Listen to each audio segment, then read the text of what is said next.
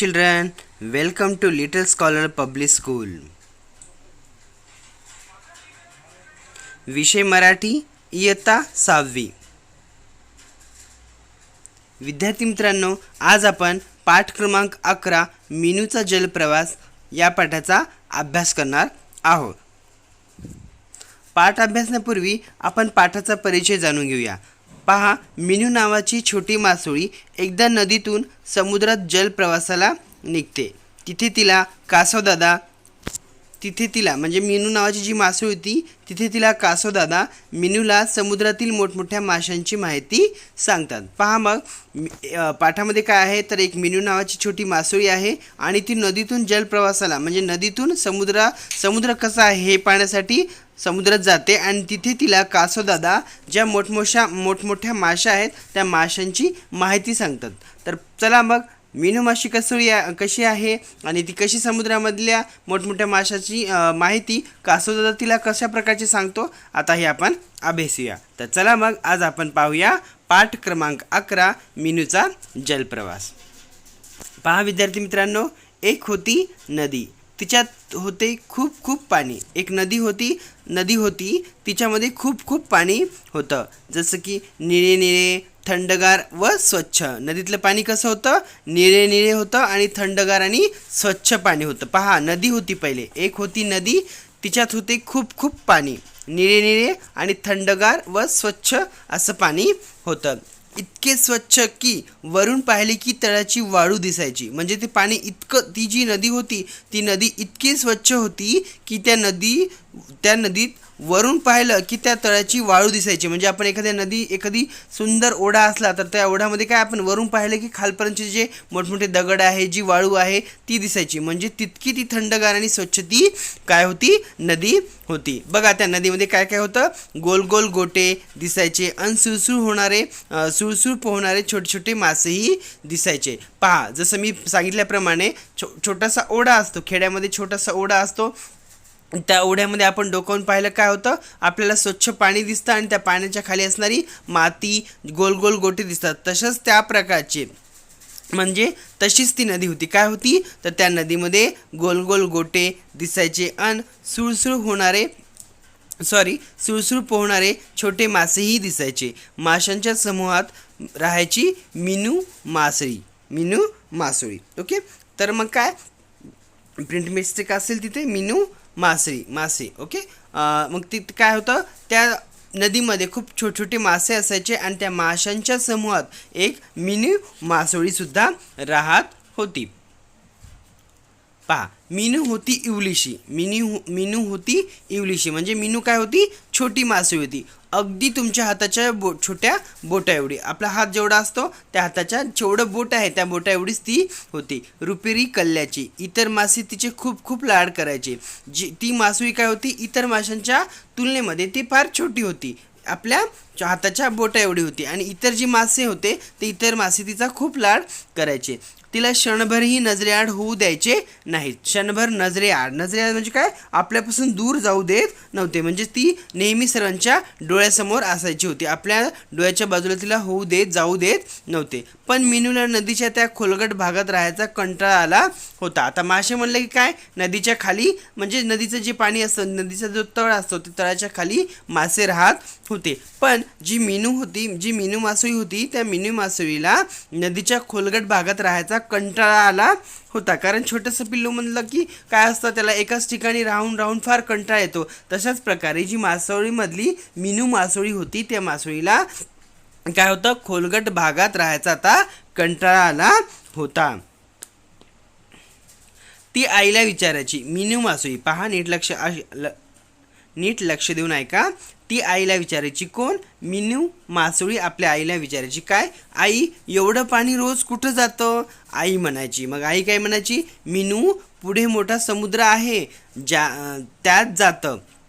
मग मीनूची आई काय म्हणाली? मीनू, पुढे मोठा समुद्र आहे त्यात जातं हे सर्व पाणी. आई, समुद्र केवढा असतो? मीनू मासोळी आपल्या आईला म्हणाली. आई, समुद्र केवढा असतो? मीनू विचारी. मला माहीत नाही बाळ, आई म्हणायची. मग आईला पण माहीत नाही की समुद्र केवढा असतो. त्यांच्या तुलनेमध्ये आपल्याला पण माहीत आहे का समुद्र केवढा असतो? किती लांबी आहे, किती रुंदी आहे, किती खोल आहे, हे आपल्याला माहीत असतं का? नाही. समुद्र हे सांगता येत नाही असं असतं. त्याच्याच प्रकारे मिनूची जी आई होती त्या आईला सुद्धा समुद्र केवढा आहे हे माहीत नव्हतं. मग मिनूची आई काय म्हणाली? मला माहीत नाही बाळ, आई म्हणायची.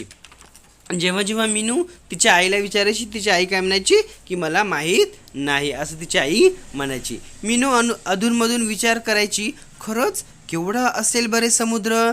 मिनू अधूनमधून विचार करत होती की केवढा मोठा समुद्र असेल बरं. खरंच केवढा असेल बरे समुद्र. रोज एवढे पाणी त्यात जमते म्हणजे खूपच मोठं असणार आणि खूप खूप खोलही. तिला विचारायचं होता की रोज एवढं पाणी जातं ते समुद्र जातं, मग समुद्र केवढा मोठा असणार आणि खूप खूप खोलही असणार असं मिनू विचार करत होती. असे केले तर तो समुद्रच बघून आलो तर. आनंदाने तिने टुणकून उडीच मारली. पहा मग काय केलं, रोज विचार करत करत एका दिवशी तिने काय केलं, अरे एक दिवस समुद्रच बघून आलो तर. आनंदाने तिने टुणकून उडीच मारली. म्हणजे जी नदी होती त्या नदीतून काय केली, तिने समुद्राकडे उडीच मारली. म्हणजे जो ओढा आहे त्या ओढ्यातून तिने आता पुढे उडी मारली असेल. पहा मग एक दिवस मुसळधार पाऊस पडू लागला. मग काय झालं पहा, जेव्हा मिनूने विचार केला त्याच्या काही दिवस काय झालं, म्हणजेच एका पुढच्या दिवसांनी काय झालं असं, एक दिवस मुसळधार पाऊस पडू लागला. जमिनीवरून पाण्याचे लोढे वाहायला लागले. जमिनीवरचे जे पाणी असतं ते सर्व पाणी, जे छोटे छोटे ओढे असतात, नाले असतात, त्याचं सर्व पाणी कुठे येतं? नदीमध्ये येतं. त्यामुळे काय झालं पहा, नदीचे पाणी गढुळले. म्हणजे आता जे जमिनीवर पडणारं पाणी असतं ते पाणी कुठं पडतं? जमिनीवर. आणि जमिनीवर काय असतं? माती असते. म्हणजे माती आणि पाणी हे दोन्ही मिक्स झालं आणि ते कुठं गेलं? सर्व नदीमध्ये गेलं. पाणी गढुळलं, त्याच्यामुळे एक नदी काय झाली? गढूळ झाली. मासे बावरून एकमेकांना शोधू लागले. आता गढूळ पाणी म्हणल्याने एकमेकांना दिसत नाही. स्वच्छ पाण्यामध्ये कोणती माशी कुठे गेली हे दिसतं, पण गढूळ पाण्यामध्ये कोणती माशी कुठे गेली हे व्यवस्थित दिसत नाही. सर्व मासे काय गेले? घाबरून गेले. बावरून एकमेकांना शोधू लागले, पण कोणीच कोणाला दिसेना. पाणी वेगाने वाहत होते. गढूळ पाणी असल्यामुळे कोणतीच माशी कोणत्या माशाला दिसत नव्हती. पाणी वेगाने वाहत होते. पाण्याचा पाऊस खूप जोरदार पडू लागल्यामुळे काय झालं? पाणी खूप वेगानं वाहत होतं. या गोंधळात मिनूची व आईची चुकामुक झाली व पाण्याबरोबर मिनूही गिरक्या घेत निघाली. बघा, पाणी गढूळ होतं आणि मुसळधार पाऊस होता. त्याच्यामुळे काय झालं? पाण्याच्या प्रवाहामुळे, गढूळ पाण्यामुळे मिनूची आई आणि मिनूची चुकामुक झाली आणि पाण्याच्या प्रवाहामुळे मिनू काय झाली? गिरक्या घेत घेत पुढे गेली. खूप वेळ ती अशीच पोहत होती. खूप वेळ झालं काय झालं होतं? मिनू अशीच पोहत होती. मिनूने हळूच तोंड उघडले. थू सगळे खारट पाणी. अय्या, म्हणजे समुद्र म्हणतात तो आला की? बापरे, केवढा लांबपर्यंत पसरलेला आहे. खूप वेळ ती काय केली? अशीच पोहत आली. मिनूने हळूच तोंड वर उघडले. जी मिनू पाण्याच्या प्रवाहामध्ये खाली राहत होती ती काय केली? आता काय केली? तिनं तोंड वर उघडलं. तर तोंड उघडल्यानंतर काय झालं? तिच्या तोंडामध्ये ते गढूळ पाणी गेलं आणि ते पाणी आता ती बाहेर आली आणि ते काय झालं? मग आता ती समुद्राकडे आली. समुद्राकडे आल्यामुळे काय झालं? तिच्या तोंडामध्ये काय झालं? गढूळ पाणी गेलं. पाणी कसं होतं? मग खारट होतं. मग ती काय म्हणाली? अय्या, म्हणजे समुद्र म्हणतात तो आला की?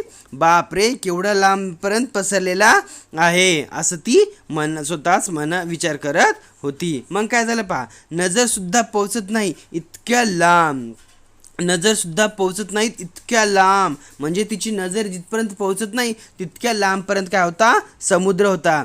चला थोडीशी चक्कर मारून परत जावे झाले. मग तिला काय वाटलं? थोडीशी चक्कर मारावी आणि परत जावं. मिनू हळूहळू पुढे निघाली. मिनू काय केली? मग समुद्राकडे आल्यामुळे पाण्याच्या प्रवाहामुळे नदीतलं पाणी कुठे गेलं? आता मग पुढे पसरत वाहत समुद्राकडे गेलं आणि मिनू काय केली? समुद्राकडे पोहोचत समुद्राच्या दिशेने गेली. थोडीशी चक्कर मारून परत जावे झाले. मिनू हळूहळू पुढे निघाली. पाण्यात एका बाजूला लांबपर्यंत खडकाच्या रांगा होत्या. मग मिनू काय केली? पुढे आली आणि पुढे आल्यानंतर ती काय केली?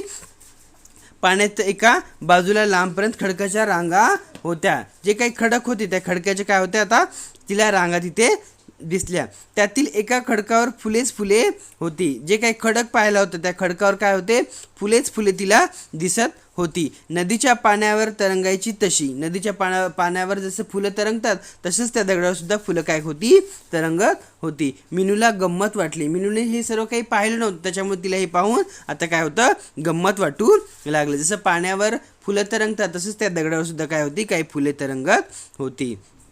हे पाहून मिनूला फार गंमत वाटली. ती हळूहळू पुढे निघाली. लाल, गुलाबी, अंजिरी फुले, किती छान छान रंग होते त्यांचे. मग मिनू त्या पाण्याच्या प्रवाहामध्ये पाण्याच्या प्रवाहामध्ये पुढे पुढे निघाली आणि हळूहळू तिने काय केलं, अशा विविध प्रकारची फुले पाहिली. त्याच्यामध्ये कोणकोणते रंग पाहिले तिने, लाल कलर, गुलाबी, अंजिरी अशी विविध प्रकारची फुले तिने पाहिली. किती छान छान रंग होते त्यांचे. जी फुले होती त्या फुलांचा हा रंग होता. कोणता, लाल होता, गुलाबी होता, अंजिरी अशी विविध प्रकारच्या रंगांची फुले तिने तिथे पाहिली.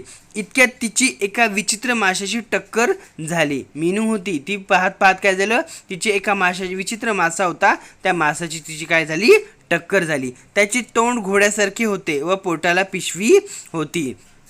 त्याचं तोंड कोणासारखं होतं, घोड्यासारखं, आणि पोटाला काय होती, पिशवी होती. त्यात छोटी छोटी पिल्ले बसलेली होती.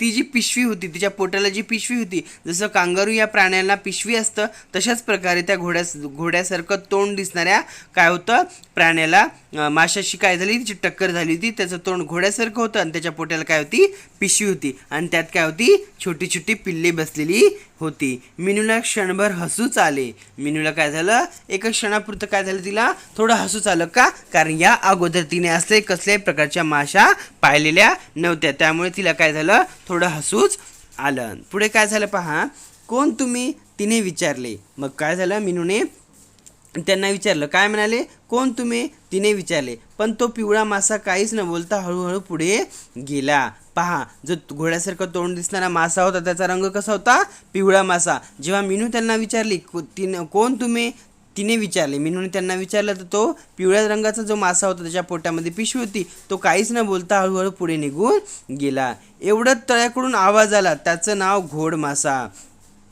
एवढ्यात काय झालं, तळाकडून म्हणजे खालच्या भागाकडून एक आवाज आला. त्याचं नाव घोड मासा, समुद्र घोडा. आवाजाच्या रोखाने मिनूने पाहिले. त्यांचं नाव घोड मासा, समुद्र घोडा. आवाजाच्या रोख्याने मिनूने पाहिले. जो आवाज आला, तिने ते आवाज आल्यावर मागे वळून पाहिलं. काय होतं, तर घोड मासा, समुद्र मासा असं त्या घोड्याचा आवाज, समुद्र घोडा. आवाजाच्या रोखाने मिनूने पाहिले. हे असं काय झालं, तिने ते सर्व तिथून खालून तळ्याकडून आवाज आला. पुढे काय झालं पहा, तळ्याशी एक मोठे कासव बसले होते. तळ म्हणजे काय, मिनूच्या पाण्यामध्ये गेली, त्याच्या तळाशी म्हणजे खालच्या भागाला काय होतं, एक मोठं कासव बसलेलं होतं.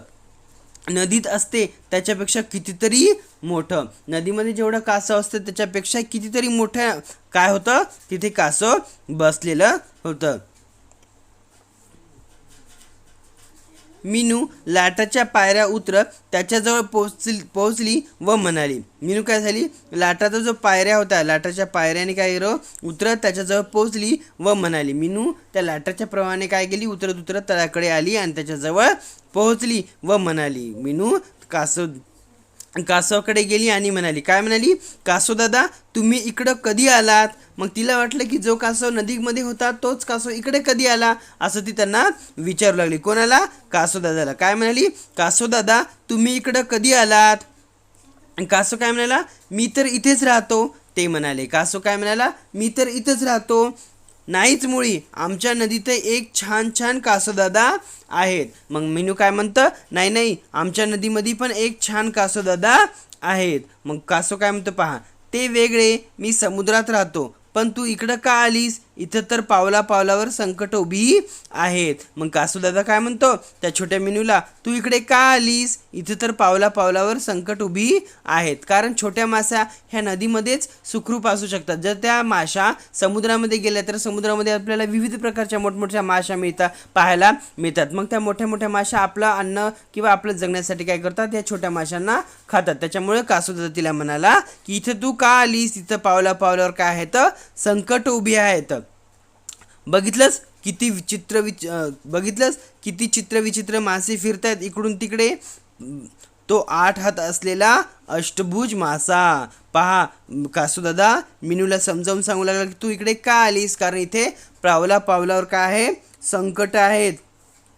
इकडे चित्रविचित्र काय होतात, मासे फिरतात. तो 8 हात असलेला अष्टभुज मासा. पहा त्या माशाला 8 अष्टभुज मासा आहे. तिथं पहा तो असं तो कासुदादा मिनूला म्हणू लागला. तो कसा उलटा चालतोय बघितलंस का. कासुदादा मिनूला म्हणाला, काय तो बघ कसा उलटा चालतोय बघितलंस का, असं कासुदादा मिनूला म्हणाला. पाण्याचा चुरा भरत हळूहळू मागे सरकतो. आपल्या 8 हातांनी मासे खेकडे पकडून खातो. पाण्याचा चुरळा भरतो आणि हळूहळू काय करतो, मागे सरकतो. आपल्या 8 हातांनी मासे खेकडे पकडून काय करतो, तो खातो. पाण्यात उतरणारी माणसं सुद्धा त्याला घाबरतात बरं का. मग काय म्हणला कासुदादा मिनूला म्हणू लागला की तो चुरा भरत काय करतो, मागे सरकतो आणि आपल्या 8 हातांनी मासे खेकडे पकडून खातो आणि पाण्यात उतरणारी माणसं सुद्धा त्याला घाबरतात, असं कासुदादा मिनूला समजावून सांगू लागला. मग मिनू म्हणाली, पण कासवदादा इथे तर तळ्याला नदीसारखे शंख शिंपले पडलेले आहेत. मग मिनू कासुदादाला म्हणाली, इथे तर तळ्याला नदीसारखेच शंख शिंपले पडलेले आहेत. असं मिनू काय करायली, जसं नदीमध्ये शंख शिंपले सापडतात तसं समुद्रातही सापडतात. पण कसे ते पहा, आपण पुढे पाहूया. पण बघा मग कासुदा काय म्हणतो पहा, पण नदीतल्या शंख शिंपल्यात काय असते. इथे या 2 शिंपल्यांच्या पेटीत एक किडा बसलेला असतो बरं का. जी आपण शंख शिंपली पाहतो, शिंपल्या लहानपणी पाहतो ना, किंवा समुद्रात ते पाहतो. जेव्हा आपण आपल्या घरी वाळू येते पहा, वाळू ट्रकमध्ये वाळू आल्यानंतर त्याच्यात आपल्याला शंख शिंपले सापडतात. तर पहा त्या 2 शिंपल्यांच्या पेटीत एक किडा बसलेला असतो बरं का. त्याला चालायचं असलं की आपले पाय फटीतून बाहेर काढून तो हळूहळू चालतो. जेव्हा 2 शिंपे काय असतात, एकमेकाला चिटकून असतात, त्याच्यामध्ये एक किडा बसलेला असतो. त्याच्यातल्या किड्याने त्याला चालायचं असलं की तो आपला पाय करतो, त्या फटीतून बाहेर काढून तो हळूहळू चालतो. हा अगदी माशांचा गोळा असतो. माशाचा गोळा असतो. म्हणजे तो जो मासा आहे त्याचा काय असतो, तो गोळा असतो. या शिंपल्यात चुकून एखादा वाळूचा कण गेला, समजा ते 2 शिंपी आहे, जर ती शिंपी एकमेकांची चिटकून शिंपी असते, त्याच्यामध्ये जर चुकून एखादा वाळूचा कण त्यामध्ये जर गेला की तो त्याच्या अंगाला टोचायला लागतो. त्याच्यामध्ये जो एक किडा असतो, त्या किड्यामध्ये काय आहे, एक वाळूचा कण गेला की काय होतं, त्याला ते टोचायला लागतो. टोचायला लागल्यामुळं काय झालं, त्याला टोचायला लागला की मग तो काय करतो, आपल्या अंगातून पातळ रस काढून त्यावर गुंडाळतो. मग जो त्या 2 शिंपल्यामध्ये एक किडा आहे, त्याच्यामध्ये जर एखादा वाळूचा कण गेला आणि त्याच्यामध्ये जर गेला तर तो त्याला काय होतो, टोचायला लागतो. मग तो आपल्या अंगातून पातळ रस काढून त्यावर गुंडाळतो. का, कारण तो त्याला टोचू नये, तो वाळूचा कण त्याला टोचू नये, त्याच्यामुळे काय करतो, त्याच्या शरीरामध्ये जो चिकट पदार्थ आहे म्हणजे पातळ रस आहे तो काढून जो वाळूचा कण गेला त्याला तो काय करतो, गुंडाळतो. मग काय होतं पहा, तरी बोचणं काही संपतच नाही. म्हणजे आणखीन त्याचं टोचणं काही संपत नाही. जो वाळूचा कण गेलेला होता, तो वाळूचा कण काय आहे, त्याला आणखीन टोचत राहतो. तरी कधी जोपर्यंत तो टोचल्यानंतर बी काय करतो, तो त्याचा रस त्याच्या अंगातून बाहेर काढतो, तोपर्यंत ते संपतच नाही. कधी हा आपला तसाच गुंडाळत राहतो. जोपर्यंत त्याचं टोचणं बंद होत नाही, म्हणजे जोपर्यंत त्याला तो वाळूचा कण जोपर्यंत टोचणार नाही तोपर्यंत तो आपला पातळ रस बाहेर काढतो आणि त्याला गुंडाळत राहतो. मग त्यातून छानदार मोती तयार होतो. मग जो चिकट पदार्थ असतो, म्हणजे जो आपण मोती पाहत होतो, मोती काय आहे, एक वाळूचाच कण आहे, पण त्यामध्ये असणाऱ्या किड्याचा पातळ रस त्याच्यावर सारखा चढून काय होतो, मग त्यापासून मोती तयार होतं. इथं तळ्यापर्यंत कधी माणसं येतात. इथं तळ्यापर्यंत काय होतात, कधी माणसं येतात, शिंपले उचलून घेऊन जातात. मग काय करतात, शिंपले सुद्धा उचलून घेऊन जातात, असं कासुदादा मिनूला म्हणाला. इतक्यात त्याच्यामधून एक प्राणी तिरका चालत गेला. यांचं बोलणं चालू असताना त्यांच्यामधून एक तिरका चालत काय गेला, एक प्राणी जातो. तो आपल्या बटबटीत डोळ्यांनी मिनूकडे पाहतच होता. मीनूकडे पाहत होता. आता मात्र मीनूची घाबरगुंडी उडाली. घाबरगुंडी उडाली म्हणजे काय? खूप घाबरणे. जेव्हा ते दोघं जण कासुदादा आणि मीनू बोलत असताना एक तिरक्या तिरका काय केला, एक प्राणी त्यामधून गेला. तो आपल्या बटबटीत डोळ्यांनी काय केलंय, मीनूकडे बघत, बटबटीत मीन्स मोठ्या डोळ्यांनी काय केला, मीनूकडे पाहतच होता. आता मात्र मीनूची घाबरगुंडी उडाली म्हणजे आता मीनूला फार भीती वाटली. पळत जाऊन ती कासुदादाजवळ उभी राहिली. जेव्हा मीनूला खूप घाबरली त्याच्यामुळे ती काय केली, पळत जाऊन कासुदादाजवळ उभी राहिली. घाबरू नकोस, हा तर खेकडा, याच्या पाठीवर माणसासारखंच कठीण कवच आहे. मग कासुदादा मीनूला म्हणाला, घाबरू नकोस, हा तर खेकडा, याच्या पाठीवर माणसासारखंच कठीण कवच आहे, त्यामुळे शत्रू याच्यावर हल्ला करू शकत नाही. मग मीनू दादाला समजावून सांगतो की याच्या पाठीवर माणसासारखंच कठीण कवच सुद्धा आहे, त्यामुळे शत्रू त्याच्यावर हल्ला करू शकत नाही. याला 6 तर कधी 8 पायही असतात. ह्या खेकड्याला कधी 6 आणि कधी 8 पायही असतात. तरी पण बेटाला सरळ मात्र चालता येत नाही. 6 आणि 8 जरी पाय असले तरी या बेट्याला काय मात्र सरळ चालता येत नाही. तोंडाजवळ 2 नांग्या असतात, त्यामुळे त्याचं संरक्षणही होतं व त्याला भक्ष्यही पकडता येतो. खेकड्याला पाहतो आपण, समोर काय असतात, 2 नांगे असतात. त्याच्यामुळे काय होतं, त्याला त्याचं स्वतःचं संरक्षणही करता येते आणि भक्ष्य म्हणजे त्याला जे खाद्यपदार्थ खायचा आहे किंवा छोटे छोटे किडे खायचे आहे तो आपल्या नांग्यामध्ये पकडतो आणि तो पकडून आपलं अन्न खातो. आता तू माझ्याबरोबर चल, आपण खूप दूरवर व खूप खोल जाऊ. मग तो कासुदादा मीनूला म्हणाला, तू आता माझ्याबरोबर चल, आपण दोघं जण काय करू, खूप दूर जाऊत आणि खूप खोलही जाऊ. तिथे खूप अंधार असेल. समुद्राच्या ठिकाणी काय असतं, एकदम खाली काय असतं, अंधार असतं. कारण नदी ही खूप लिमिटेड म्हणजे एक लिमिटेड काय म्हणतो आपण त्याला, लेवलवर असतं. कारण समुद्र हा फार खूप खोल असतो, पण नदी किंवा ओढा काय असतो, कमी उंचीचा असतो. त्याच्यामुळे आपल्यावरून उजेड दिसत असतो. कारण इतक्या खोलवर प्रकाश पोहोचत नाही. समुद्राची खोली खूप जास्त असल्यामुळे समुद्राच्या खोलीपर्यंत काय असतं, मध्यपर्यंत प्रकाश पोहोचत नाही. तिथं प्रचंड आकाराचे मासे पोहतात. काही माशांच्या अंगातून उजेड बाहेर पडतो. चल येतेच गंमत बघायला, असं कासुदादा मीनूला म्हणालं की समुद्राच्या किनाऱ्यामध्ये समुद्राच्या खोली काय आहे, प्रकाश पोहोचत नाही, पण तिथे काही प्रचंड असे मासे आहेत. त्यांच्या माशाच्या अंगातून काय होतो, उजेड बाहेर पडतो. चल येते का असं गंमत बघायला, असं कासुदादा मीनूला म्हणाला. नको रे बाबा, घाबरून मीनू म्हणाली. मग मीनू काय म्हणाली, नको रे बाबा, घाबरून मीनू म्हणाली, मला माझ्या आईकडे जायचं. मीनू काय म्हणाली, नको बाबा, मी नाही येत त्याच्या तितक्या खाली, मला माझ्या आईकडे जायचं. कासुदादा हसून तिच्याबरोबर निघाले. बरं ठीक आहे असं म्हणून तो कासुदादा हसला आणि तिच्याबरोबर निघाला. वाटेत ठिकठिकाणी जाळी सोडलेली होती. वाटेत आता प्रत्येक प्राण्यांना, माशांना पकडण्यासाठी लोकांनी जाळी सोडलेली होती. ठिकठिकाणी जाळी सोडली होती. ती चुकवत त्यांनी मीनूला नदीत आणून सोडले. कासुदादांनी चुकून काय म्हणजे म्हणजे जी जाळी सोडली होती त्याला चुकून काय केलं, तिथून व्यवस्थित बाहेर पडून त्यांनी मीनूला व्यवस्थित नदीत आणून सोडले. आहा, नदीच्या गोड पाण्याचा स्पर्श मीनूच्या अंगाला झाला. पहा, समुद्राचं पाणी काय असतं, खारट असतं, आणि नदीचं पाणी काय असतं, मनाला तृप्त करणारं आणि एकदम स्वच्छ आणि थंडगार पाणी असतं. त्याच्या गोड पण पाणी असतं. पहा, मग मीनू काय म्हणते, आहा, नदीच्या गोड पाण्याचा स्पर्श मीनूच्या अंगाला झाला. तिने 2-3 चुळा भरल्या. खारट तोंड स्वच्छ धुतले गेले. मग ती समुद्रामध्ये गेल्यामुळे तिच्या तोंडामध्ये खारट पाणी गेलं. त्याच्यामुळे तिने 2-3 चुळ्या भरल्या आणि काय केलं, आपलं तोंड स्वच्छ धुवून घेतलं. कासुदादा, चल ना माझ्याबरोबर, तिने आग्रह केला. कासुदादा म्हणजे मीनूने कासुदादाला म्हणाली होती, काय म्हणाली होती, चल ना माझ्याबरोबर. तिने आग्रह केला. कासुदादाला तिने म्हणाली, चल ना आमच्याबरोबर नदीमध्ये. तिने काय केलं, कासुदादाला आग्रह केला.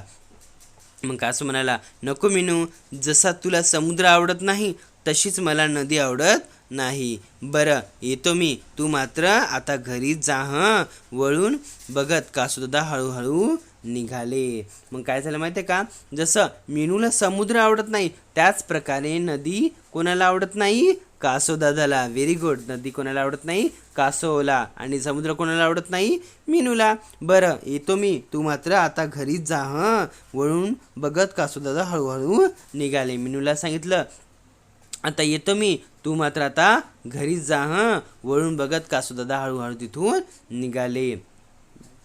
मीनूला क्षणभर वाईट वाटले. कासवदादाने तिला कितीतरी गमती दाखवल्या होत्या, त्या कधी एकदा आईला सांगेन असे तिला झाले होते. मग जे काही कासवदादाने तिला ज्या गमती दाखवलेल्या होत्या त्या कधी एकदा तिथे जाऊ आणि कधी ह्या सगळ्या गोष्टी आईला सांगून असं तिला वाटू लागलं होतं. आणि तिला असं केल्यामुळे तिने खूप काही गमती जमती पाहिल्या होत्या. कासवदादाची मैत्री झाली होती आणि कासवदादाची मैत्री झाल्यावर कासवदादांनी मीनूला खूप काही गोष्टी दाखवल्या, सांगितल्या. त्याच्यामुळे तिला फार आनंद झाला होता. अशा प्रकारे मीनूने आपला जलप्रवास समुद्रात आणि समुद्रातून नदीत अशा प्रकारचा प्रवास तिने काय केलेला आहे? सुखरूप केलेला आहे. समजलं का सर्वांना? व्हेरी गुड बेटा. तुम्ही माझा व्हिडिओ पाहिल्याबद्दल त्यासाठी थँक्स. जर आणखीन तुम्ही माझ्या पेजला सबस्क्राईबर केलं नसेल तर सबस्क्राईबर करा. समोर दिलेल्या बेल आयकॉनवर क्लिक करा, जेणेकरून तुम्हाला अशाच प्रकारे मराठीचे व्हिडिओ पाहायला मिळतील. एक लाईक करा, शेअर करा आणि सबस्क्राईब करा. धन्यवाद.